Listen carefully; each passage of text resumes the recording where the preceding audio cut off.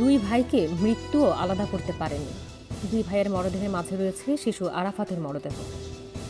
ঢাকার চকবাজারে কাজ শেষে তিন ভাই অপু, আলী ও ইদ্রিস দোকান বন্ধ করে বাসায় ফেরার প্রস্তুতি নিচ্ছিল।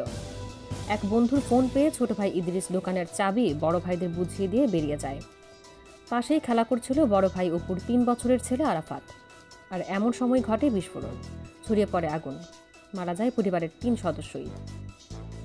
রাত ৩টায় ধ্বংসস্তূপ থেকে লাশ উদ্ধার করতে গিয়ে নিহত দুই ভাই অপু ও আলীর মরদেহ আলাদা করতে পারেনি ফায়ার সার্ভিস ও সিভিল ডিফেন্সের উদ্ধারকারী সদস্যরাও। তারা দুজন একে অপরকে জড়িয়েছিলেন। এই অবস্থায় একটি বডি ব্যাগে করে ঢাকা মেডিকেল কলেজ হাসপাতালে পাঠানো হয়। হাসপাতালে পাঠানোর পর দেখা যায় দুই ভাইয়ের মরদেহের মাঝে রয়েছে শিশু আরাফাতের মরদেহ।